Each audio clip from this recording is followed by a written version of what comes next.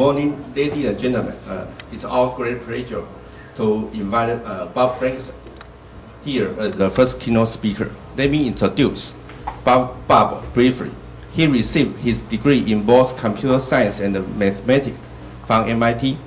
In 1979, he founded Software Arts with friends to develop VisiCalc, which is the first electronic spreadsheet program for personal computers. After VisiCalc was purchased by the Lotus development, he involved into Lotus 123. He has been an angel investor, providing early-stage financing for technology startups. He creates Lotus Express products and fax facility for Lotus Notes. Later, he also worked on mobile and pen-based system in another company. From 1993 to 1998, he focused on the consumer use of computers, in particular home networking and the idea of wireless networking.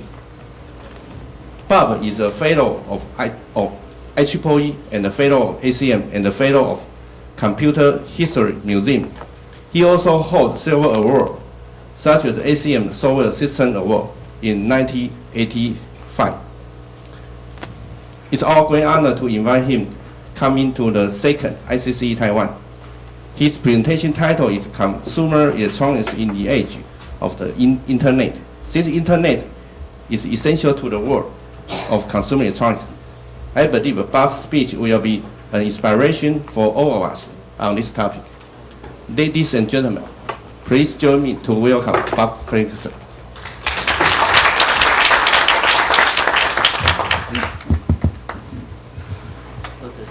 Now, 大家好。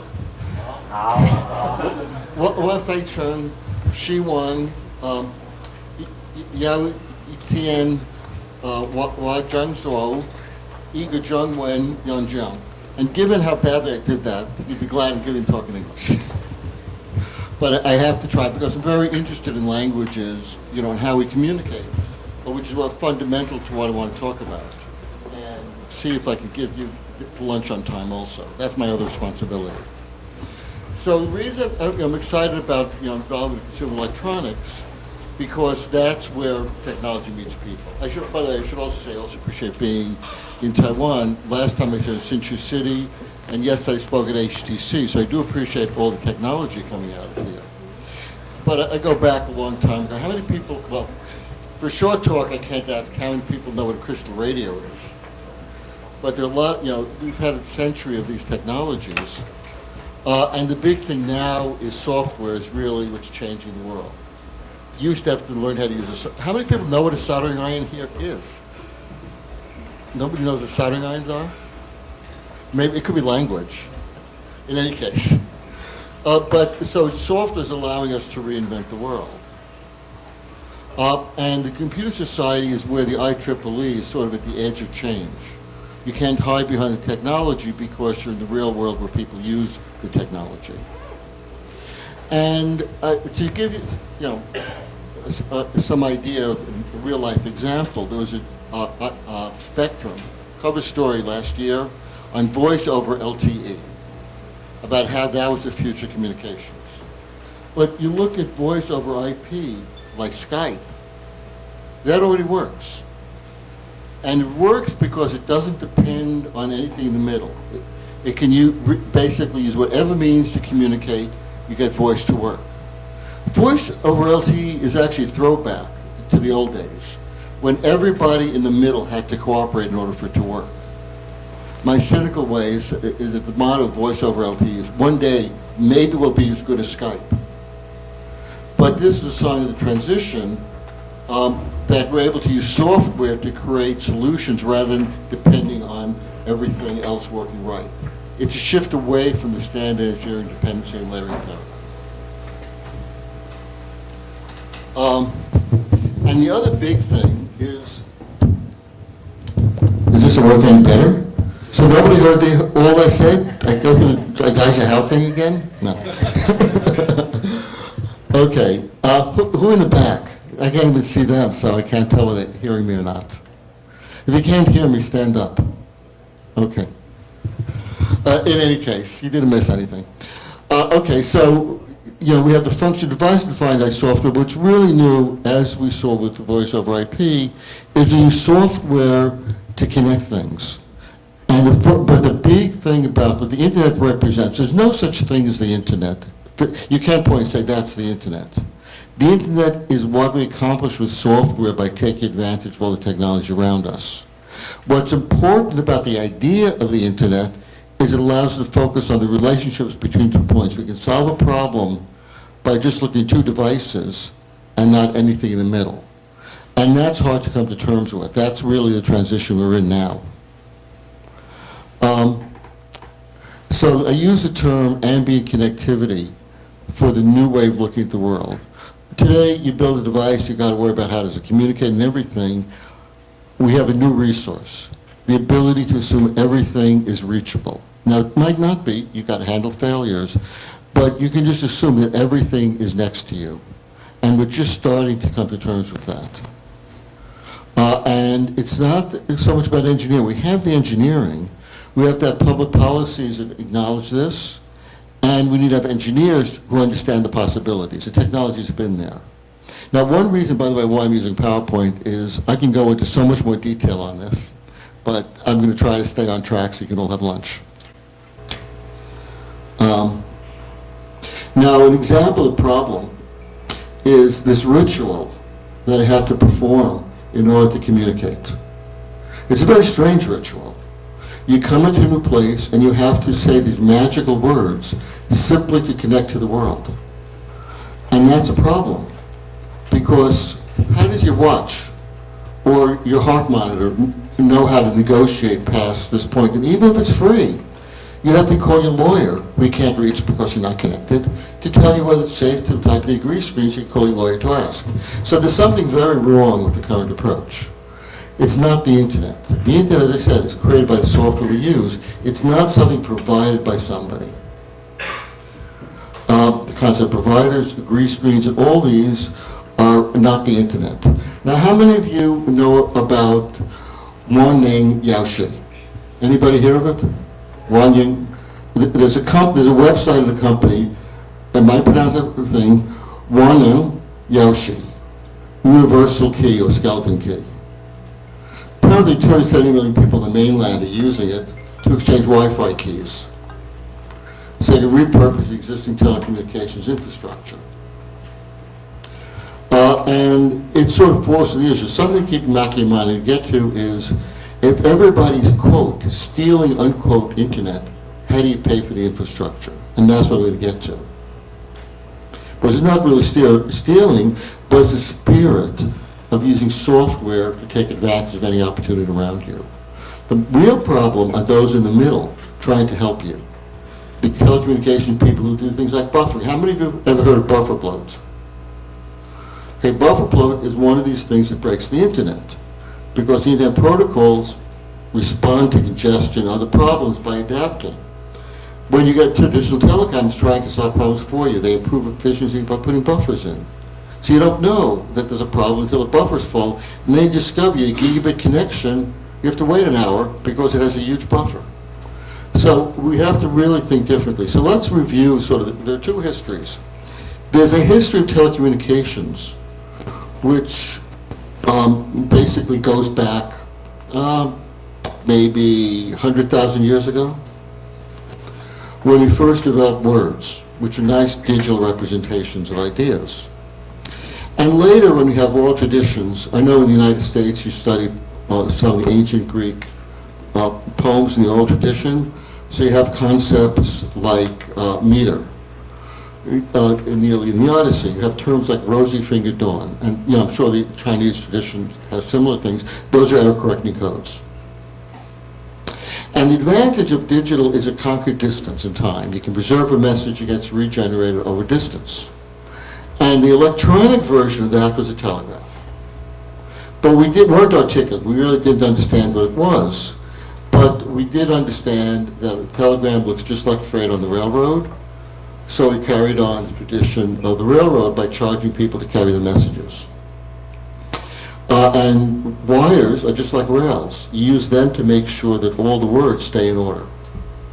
So you needed somebody to make sure the wires work right and everything.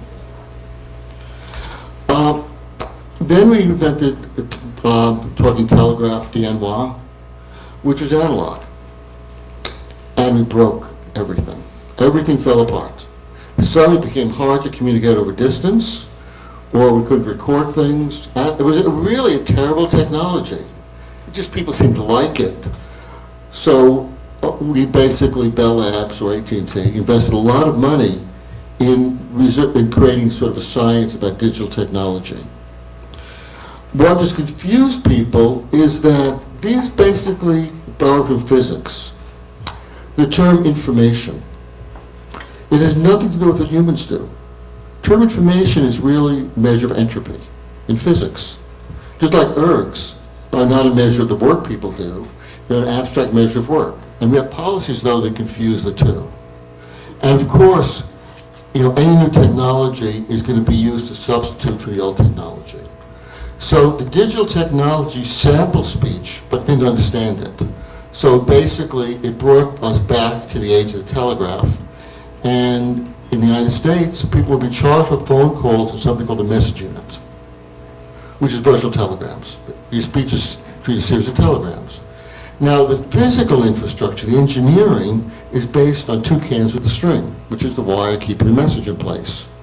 And then we fill the skies with wires, because every phone had to have a wire going to another phone. We have all sorts of technology to maintain those wires. But we got better at it. We learned how to bundle them up neatly. So it looked like one wire was really 3,000 wires in a bundle. Then we put fiber in. And we got virtual wires because those are frequency bands. So it kept the same engineering mindset of the analog days when you had wires. We even did something so weird as there were no wires, and we invented them. We assigned a frequency band as if it were a wire. And that's a really weird idea. And then we think the internet is a series of tubes. Now, why the spectrum allocation is such a weird idea? Basically, it's just a technique. There's no physical wires there. But in the 1920s, we basically knew about tuning forks.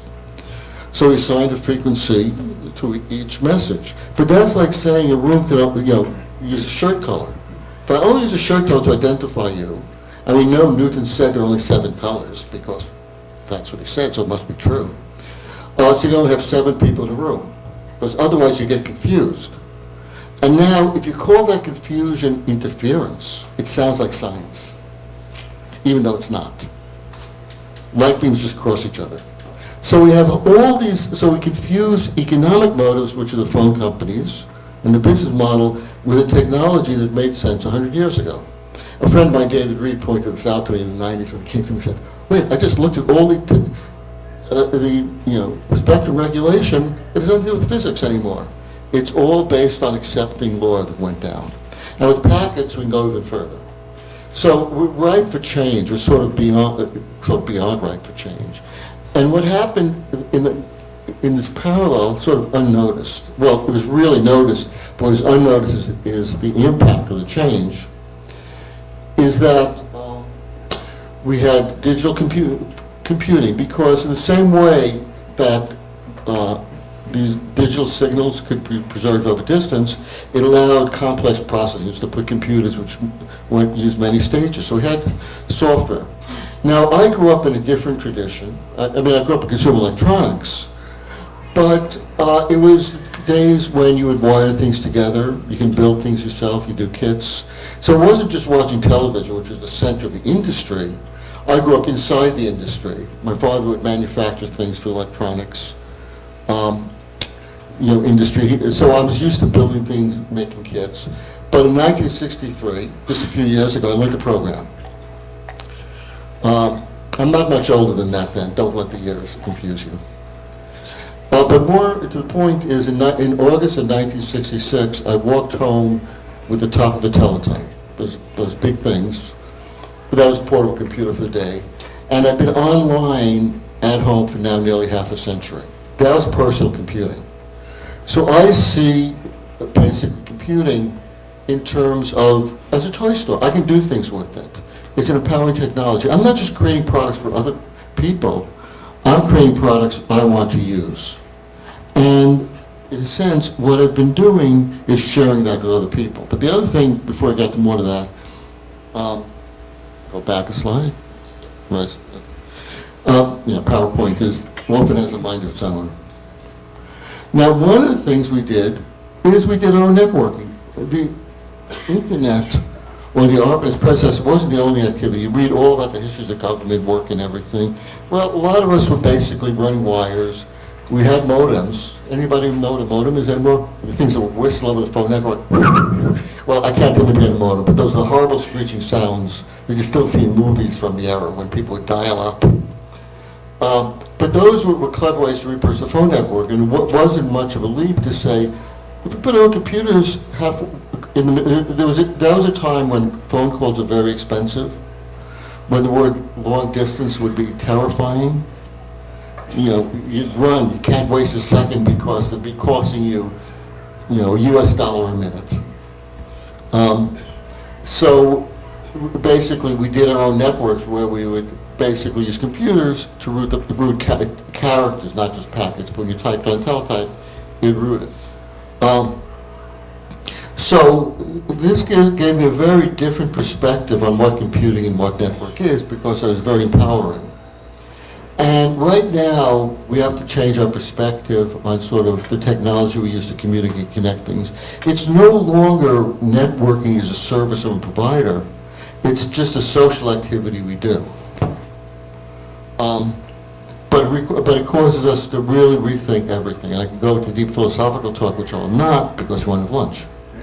So Ptolemy had a very complex solar system. And Copernicus, all he did was shift a reference point. Not a big deal. I mean, mathematically, it's a standard transformation. And then he created the solar system in the sense of the sun's go around the sun. And things became simple. In the same way, we're shifting from the idea of telecommunications as this complex, very complex network. You got to worry about everything. You got to worry about the bills and all this. Just when you design a product now, just worry about solving the problem you have and nothing else. A huge simplification, same way Newton saw the regularities in the solar system, and he realized his physics can be very regular. And now PowerPoint betrayed me. Okay. Now you've got to get back to this. You still have to learn to master the tools. So we got a fresh start in the 1960s and 1970s in connectivity outside the pipe model. Radio packet networks, as much as we did networks, we still thought in terms of the telecommunication model, the wire in the middle. But radio packet networks, you throw a radio packet into the ether, and everybody hear it. If it's yours, it's yours. This is the very simplest model. So I'm not giving you the exact history of the way things happened. I'll give you a conceptual history, which is people discovered that with software, they can basically create their own network, or do their own network. They don't create networks. There's no network. They can do their own networking without a third party in the middle, being dependent upon it or existing. Because for software people, so a packet doesn't get through, send it again. Very simple program to write. You can write the code out. Send packet, wait for acknowledgement. If no acknowledgement, send it again. Very simple algorithm. You put sequence numbers and things so you don't resend it. That's very straightforward things. It takes a few minutes once you realize it. Although it was a little more complicated, they had better algorithms, but that was the essential idea. No, just radios. Now they called it a network because, well, that's why I showed that slide of the rituals. Sort of, if you do network, there must be a network there somewhere. But it's just software. It doesn't really exist. And Ethernet, and part of my perspective, I grew up in the industry. Learned a program in '63, happened to work on the first time sharing system. Sort of, if you're accidentally in the right place, you don't have to learn from a textbook. You learn it, but more importantly, you also know the kids doing it. But there's nothing magic. There's no, just because they did it that way doesn't make sense. So Ethernet, I learned, the kid next to me in class is pretty low, and then the coax cable. So I can understand the algorithm. Now, the key part of this is I remember my reaction when he did this. This is Bob Metcalf. Is 2.994 megabits. Let me play. It was just a toy. I didn't have to prove anything. If you got the full capacity, fine. If I only got a few megabits, that's still wonderful. You know, 400 kilobits, that's still so much better than what I had. I'll discover what I can do with it. And that discovery process is a powerful idea really behind the internet. You don't depend on anything. I'm getting a little ahead of myself in the talk, but Skype works because we discovered one day that we can do it. We did experiment. We created one system where a guaranteed voice would work. We spent maybe trillions of dollars building a network to assure voice would work. That's the SS7 system. We did another one where, as an accidental byproduct of the web, voice started working. So since it was an accident, we didn't depend on it, we didn't have to pay for it, it's free. Right now, does anybody want to buy a used SS7 system? Cheap, you pay for the cost of hauling it away, it's yours. It's a very different dynamic. More important is the internet was not an extension of telecommunications, or is not. It's a discontinuity. We can emulate, make a telecommunications an app just like the web is, but it's not fundamental. So this, I got the diagram left, but that's the low end diagram, that's an Ethernet cable. Now Ethernet has changed, by the way, also. We now call any local network an Ethernet, even though it has nothing to do with the original technology. And how to get back to the beginning. Okay, let's see. I'm going to go back to where I was if I didn't get lost too badly. There. Okay. So we have one more step to get to what you know as the internet. We have all these local networks, whether Ethernet, whether an ARPANET, everything, we need to interconnect them. The big thing was the only point of commonality was packets. So that was an engineering constraint that led to the design of TCP. With no streams or anything, all you saw were packets. And the apps would have to figure out how to create the streams themselves, whether it was our IP, whether it's Netflix. And TCP was not an extension of the Ethernet. It was a way, it's using Ethernet as well. This, in other words, instead of building up layers, at each point we discover a new opportunity. As I said, this can go much deeper. I'm trying to skim over it. So in semester 2, we'll get into more of this. One of the big ideas is best efforts. How many are familiar with the term best efforts? How many of you are awake? If you're awake, raise your hand. Okay, 3 of you are awake. Okay, I'll speak to you 3. Best efforts means you don't depend all the packets from getting through. At each level, you want to, you want people to do a good job, but you don't depend on them. Your application has to be resilient, and that's the real power. For that matter, if I can get from one point, maybe a light switch or light fixture, that works. You don't have to access things outside to get the internet. You just have to figure out what can I do with the opportunity available. And there are no pipes. All those pipes you saw, including spectrum allocation, you don't need. Because all the packets are tagged, and only the application knows that the 2 packets are related. Which means you don't know management, you don't need the telecommunication industry. Anybody want to use telecommunication industry? Available, very cheap? Okay. So the internet, what we call the internet, we misframe it by thinking of it as a network. We emphasize distance, because that's what networks are good for. People, more popular viewers, even more confused. They don't know the difference between the web, an app, or VoIP. We have legacy things like IP addresses. We have the DNS, which are really terrible engineering hacks. So there's a lot of history when you start talking about connected things. I use the term the Internet of Things to draw people into the lecture, and then I stop using it because nobody knows what it means. But we have to basically, we're learning how to connect our devices without pre-planning. A lot of what you see as today's so-called Internet of Things is really embedded systems thinking, where you design a whole system, you carefully place things. The exciting part, especially for the consumer electronics world, is how do you create things without pre-planning? So, getting back to history, so, oh, that's a leftover slide, except it mentions one thing. This is a problem when you rearrange slides at the last minute. I'm discovering this talk just like you are, it's fun.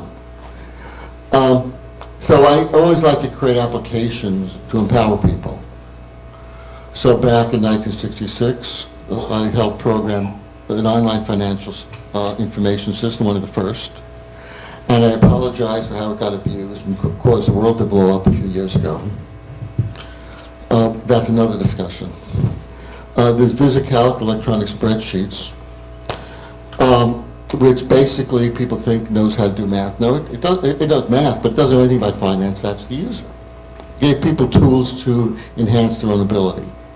The other thing I did more relevant to here is home networking. Now, what do I mean by that? In the 1960s, the idea, well, sorry, 1995, the phone companies had this new technology called broadband. Now, if you double E's, you know broadband is a set of frequencies. That broadband get captured on a coaxial cable by community antenna. So just like everybody knows that Pandora is radio. The word radio means music, because that's a business model, people tend to confuse it. So you go around CS, you ask about radios, and they get very confused if you were talking about the technology. To them, a radio is music.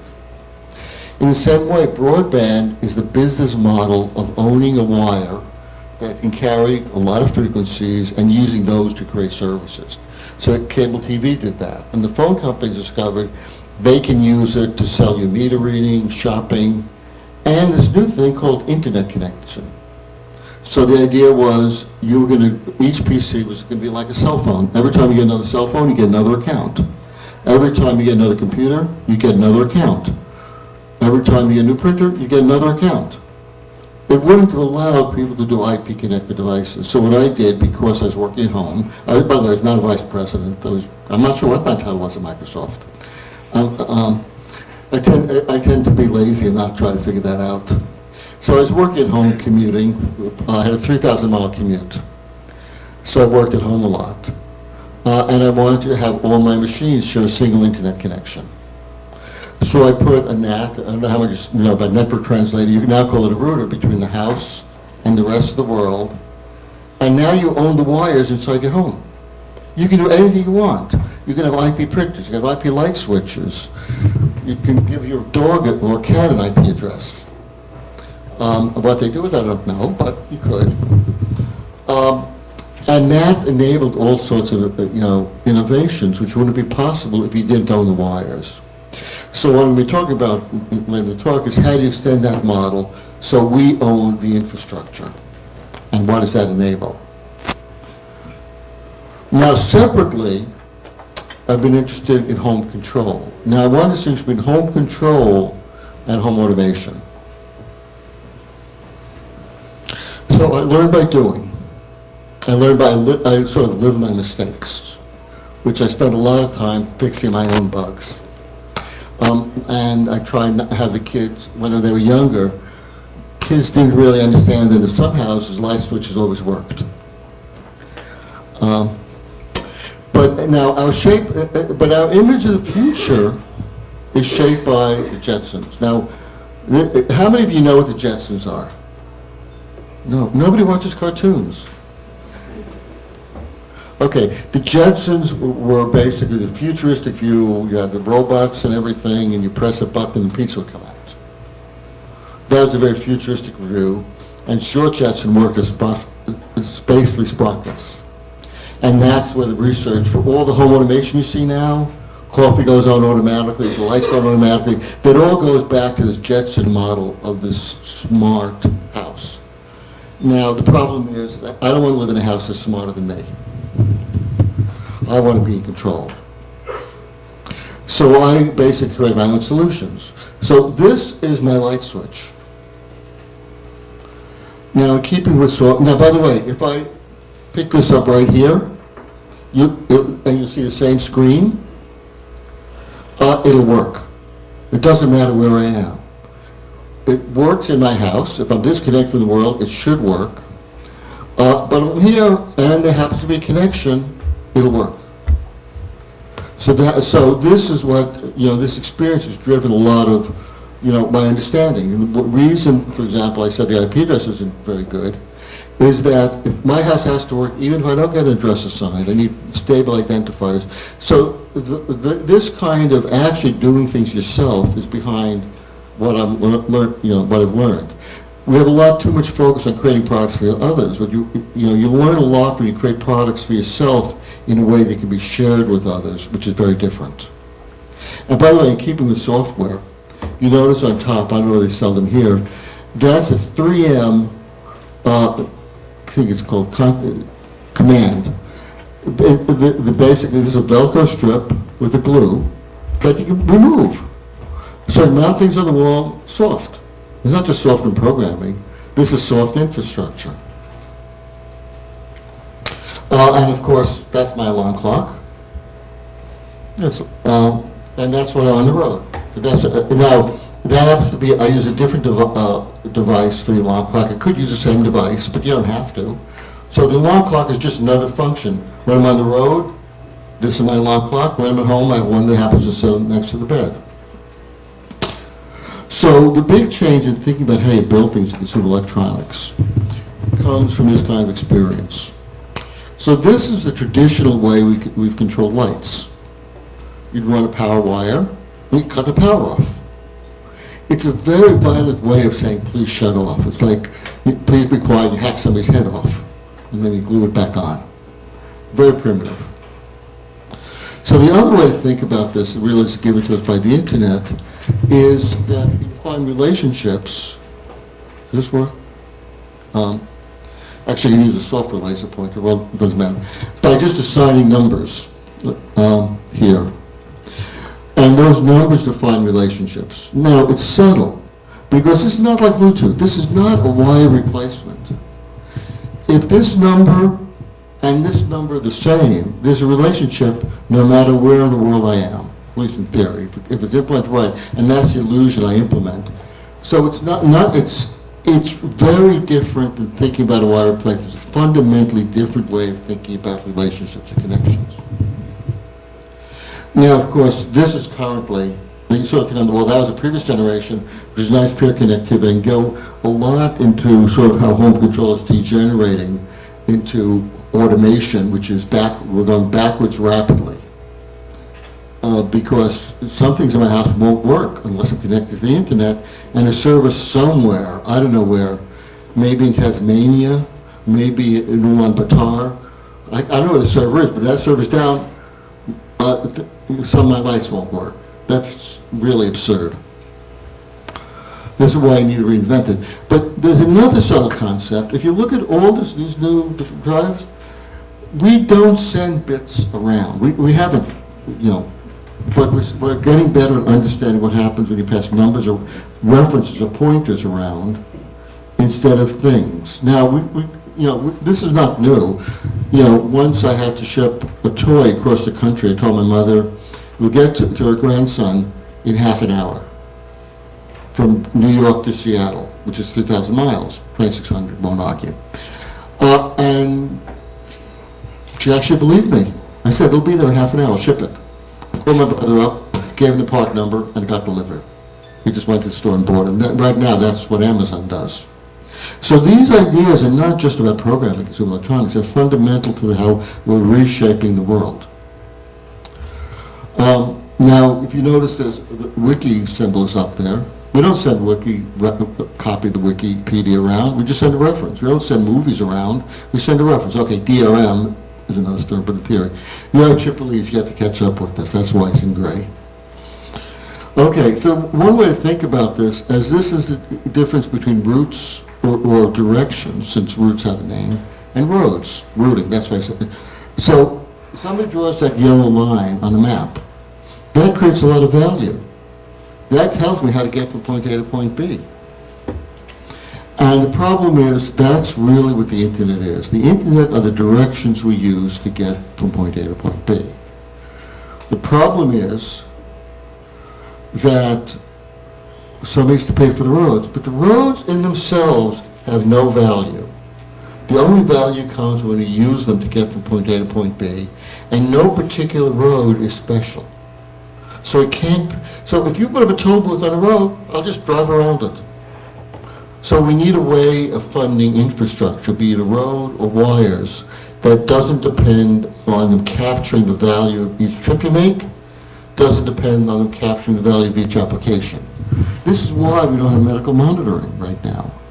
Because our current model has telecommunication companies making a profit on every time you speak or communicate. Remember, the word communicate to humans means speech. It has nothing to do with your taught in double E classes. That's a strange technical term that's almost irrelevant. We need a vocabulary that doesn't confuse people. So if you want to send a message from your wrist device to the hospital, every palm along the way has to be greased. I know that it works here. But basically, the phone company, if they don't make money, so what if you die? It doesn't affect them. So, but if you had infrastructure where you just assume you can communicate, then you could create all sorts of new products. And that's really, well, you know, right now it's sort of the end of the old era of consumer electronics. We're going to have to see the new one opened up by these possibilities. So the new framing I call ambient connectivity. The ability to just assume you're connected wherever you are. That if you build a device, you want to do medical monitoring, just assume it's connected and send a message to the hospital. This wrist device can have a direct relation to the hospital and nobody in the middle matters. In some ways it's like an ambulance. The streets don't know it's an ambulance. They just race from point A to point B. Now the drivers might know, but let's not overplay the analogy. And sometimes the ambulance can't get there and you die. But you can't guarantee it'll work, because a guaranteed work means you have a very brittle system. So if we're resilient and we design a system that can handle failure gracefully, then we can do the things like we did with Skype. So you have to become an basically you have to take some responsibility. You can't depend on the intermediaries. The other term I introduced is borderless. Do you remember this ritual? That's a border. The grease screens are borders. Things break if every border has to approve it. So we need to remove the borders in order to communicate. And in fact, the borders are not natural. If I'm turning on my light, where's the network that I'm crossing? When I'm walking this, when do I depend on the network? And we're going to get to that. So that's the reimagining. So let's now get to it. So there are a lot of buildings, and one example I like because it's relatively clean, and I found out about it. There are buildings, and by the way, if you know buildings like this, especially students pooling the resources, I really want to get a list of them. I'll get to that. So there's 600 apartments in 5 buildings. Now, normally they'd be paying $50 a month for a piddling connection. Each one pays $10 a month, and they each get 100 megabits, or so they think. You're 600 apartments sharing a single 200 megabit connection, and they each think they have the full 100 megabits. That's fine. But they do not pay telecommunications providers. That $10 is going to overhead for the building. It's just like they pay for the floors, the sidewalks. It's just part of the infrastructure. And at some point, it's part of the rent, because the building would make use of it to build systems like HVAC, emergency systems, and they do use it now. So when you get a package delivered, the doorman will send you a picture, because it's easy. You want a video doorbells? Glue one of these up. And it happened because I want a cheap internet, but that's the starting point. Then you can discover what's possible. Now, here's the interesting part. Other buildings want to join in. And as they join in, they get the benefits of economies of scale. But instead of buying 600 retail connections, they buy one commercial connection, which amortized over all the connections is very inexpensive. So we have two models now. We have one, the economist term is rent-seeking. I have other words which are not as nice, for people who prevent you from communicating just to collect money. And the other model is, I call DIY or DIO infrastructure. The do-it-yourself is like your home network, you can just do it yourself. And I'm trying to understand why people didn't see that generalized into apartment houses or communities. And this is why I came up with and do it ourselves. You have to cooperate with your neighbors in the building to do it. But once you understand that as a corporation, TCP is a great example of cooperation, you can become owners, but not owners like a telephone company, or railroad, which is an owner that excludes everybody till they can pay. This is more like the city owns the sidewalks, not to use them to prevent you from walking, but to use them to create a community resource for public good. So originally, the telecom, the cloud of its day, clouds are not new, we just make up words because we're confused. You just have those wires going from point A to point B. That was the phone network. Then they became more internet-y and started having more packet interconnects. But in the other model, we have a lot of devices just connected over common medium. There's no provider, they just use a common medium. And now what happens with Castle Village, or your home network, just your home network, you get a broadband, you buy a pipe from a provider so you got the new model, and you buy a pipe through the old model. And that's the transition between the two models. This is your home, this is going to be an apartment house. This is the old model, which is basic telecommunications. The nice thing is you don't have to rebuild telecommunications. All you have to do is buy the capacity from them, and you've got the marketing power. And so you can start this from the edge in the tradition of the internet, and then we just shift the boundary as more people join in together. At some point, telecommunication disappears, and we don't have to worry about it. But in the meantime, whenever you have this connected area without borders and ambient connectivity, you can start to discover and experiment with new possibilities. And in consumer electronics, you can start to reinvent not just software, you can build hardware. You can build, form and function make a difference. So at times when you want specialized hardware, and times when you want to use generic building blocks. The other thing you need to do is have a native understanding of the internet. That all the stuff you learned about communications, forget it. There may be a little relevance in low levels of the technology because we still have copper, we still have waveforms, but we can rethink a lot of that. But because all we want is best efforts, we don't depend on the two devices don't double the capacity.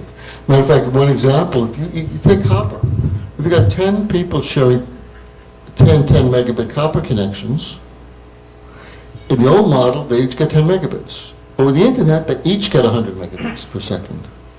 Because when you look at a web page, you look for a fraction of a second, it's idle the rest. Other people can get in. And so if you're delayed by a couple of milliseconds, you're not going to notice it. So there's a very different way of thinking. And this only touches on how different it is. I told you about the relationships earlier. So you have to be aware of the metaphors. Also, people talk about broadband. And what is, again, at double E's we know what it might mean. But what people mean by it, they don't quite know. The beauty about language is you can talk for a long time and use the same words and not mean the same thing. So it gives the illusion of communicating in the human sense. So we only have one electric grid in the city. Bits and paths, why would you have more than one broadband or bit path? But bits are not like electricity. You don't charge for them. Electricity, you can cost money to generate as a consumable and, burning up the planet and all of that. The internet would just have words, bits, letters, numbers. There's no consumable. So you don't even need any coherent infrastructure because, as we said, the packets flow independently. So we have to, beware people using words like flow, words like how much bandwidth do you need, high spectrum. Those are the old model. It's a very different way of thinking. So this is not about physics, not about economics. DSL. How many of you, well, I guess the term people still know DSL. ADSL was created in the 1980s so the phone companies could get into the TV business. And And it was a wonderful new technology. It was unlike motors, which only went 56K bits per second at the height. DSL went a couple megabits. Great breakthrough in physics and engineering. No, it wasn't. It had nothing to do with copper. A modem goes 56 because the phone company just says that's all you're allowed to do. But they own the wires, so they took a 1950s technology of T1. They're running megabits in the 1950s and simply repackaged as a product and called it physics, so everybody believed they were magic. This is why being reverent is not always a good idea. And we also want, have other things. Like we're told we want smart cities. I don't want a city smarter than me. I want a smart function of money, but I want open APIs. I want the ability to be smart.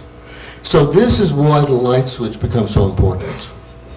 Because the light switch is a 0 and 1 of the physical world. People wonder, well, why was I excited about prime numbers or other programming in the old days? Not because I cared about primes, but I was trying to practice skills of programming, so I can do the simple computing, I can start doing much more complicated. If I could control the light, I could reinvent the world.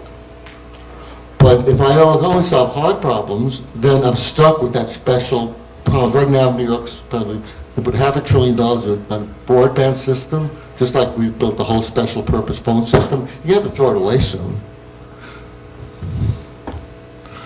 Now, by the way, I do appreciate that television in the 1930s was a remarkable engineering feat. It was a great thing. We couldn't do any better now. So I do appreciate when you do special engineering to solve a hard problem.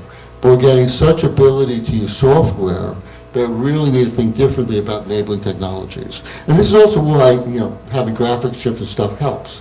But as building blocks, the problem there, again, is economics. I thank the gamers who drove companies to develop high-performance graphics. Just like the web gave us voice over IP, the gamers gave us basically today's video interfaces. So it's always a rugged path, or not necessarily a direct path. But beware of who's selling you. The reason, by the way, you can read my comments. Why does this have 7 radios to reach one internet? Because you got people make money on the chips. So you have to look what the motivations are. And this is why I brought the road things. You have to understand sort of the economics. Okay. So that's, we create value. We have, so all this legacy stuff. Again, longer talk explain why do we have HDMI, Zigbee, USB, all this 5G. Those are all business models that basically have people in the middle trying to basically help us, quote unquote. Does quote unquote work, translate? Basically, I'm using the word, in this case, in a sarcastic sense, and not, they're trying to provide help, they want bills for helping us, but that's getting in the way of us solving our own problems.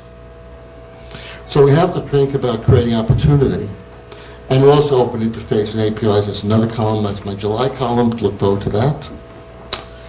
So I'm going to close by saying we have to rethink a lot from the engineering point of view. We have to rethink a lot of sort of what the EEs do, and that's a challenge for the IEEE. And again, for your network geeks, we have to rethink protocols. This is why one Yoshi is interesting. It's, people are seizing the control of the edge. So that also, so again, a long talk, I talked about reinventing the internet. And how, but the key message here, the internet itself is a byproduct of what we can do with software. We learned how to do our own network, just like with social networking rather than arranged marriages. And that's really the key idea behind the internet, but it's only one example of what's going to happen. So, I encourage you, well, just skip ahead to the last slide because it's almost lunchtime, there's no time for questions. I've got a further read, you can look at that. Further reading is where I summarize some of my readings if you just don't want to go to the site. If you got your QR codes, connectivity.xyz is a sign for people who want to do this themselves. So this is a placeholder right now. I want to tell people how to do it in their own apartment houses so they can start doing their own buildings. And I actually want to start a company to do that formally, so looking at people interested in that. So if you've done your QR code, that's a QR code from my site. I felt 2 QR codes on the screen will be confusing. So, I don't have a time for questions on it, but I'm glad to talk to people throughout, the day.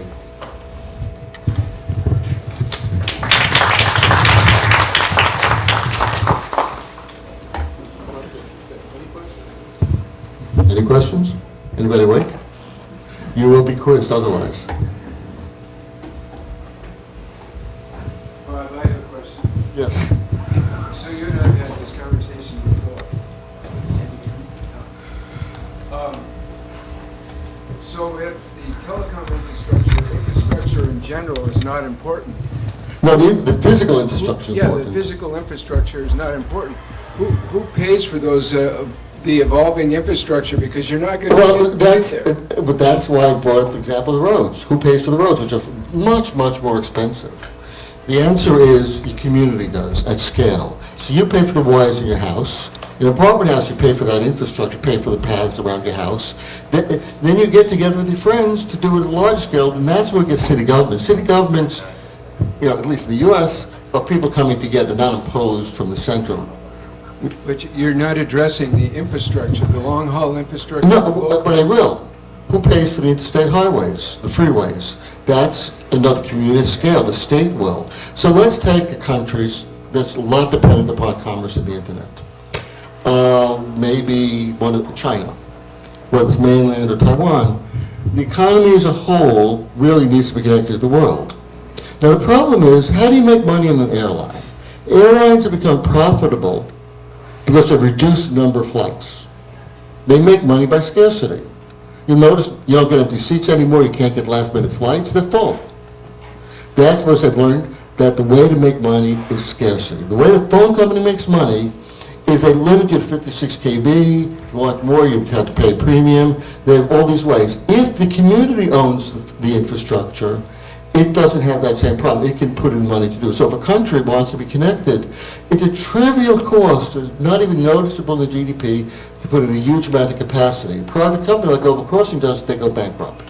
So by shifting the funding model and understanding the importance, and the thing I think you react to is not whether you get the money. That money is trivial.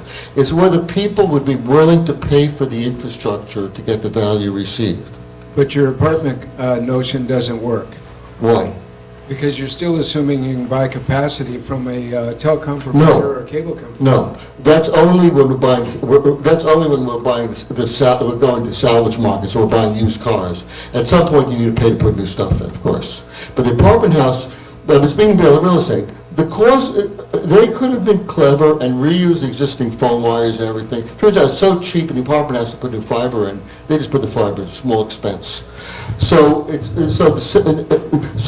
I argue that let's take DSL. A DSL bundle with 3,000 wires using Chaffee's numbers, 100 megabits per wire, using old DSL protocols, can run about 30 gigabits second serve in a huge city. And if you need more, sell the copper materials and put fiber in. It's so cheap. California, they put freeways in and charge you for the fiber. It's not a problem of cost. It's a problem of understanding the value. That's why you start by repurposing existing phone books. You can buy it. You're not going to get them to put new wires in. But as you see examples of connected communities and the value of nothing else in life save for new connected healthcare, you start to get, that's what happened with highways. I put in your paper of how it went from toll roads, and the word toll, by the way, the term pike came by turn a pike, like you through. We had toll roads, and then there were too many shun pikes by the 1920s, and we started to appreciate why we need to pay for public roads. Before that, we didn't. Well, I will agree to disagree with you, and I think we should talk about this. Yes, let's have a long discussion. If people are interested, maybe we can get a group together and have a discussion about this.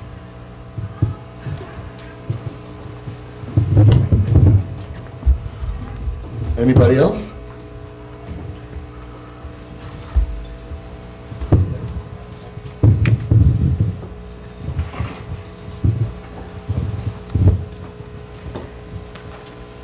I think the time is up.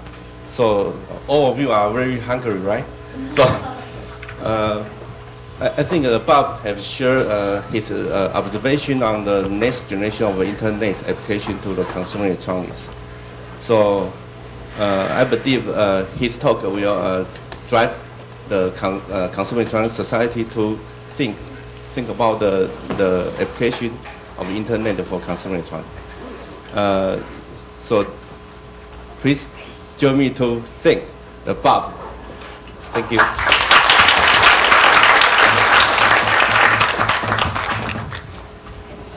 And now, right. And now Professor Gao will present this award to Mr. Bob Frankston. And that's again the biggest applause.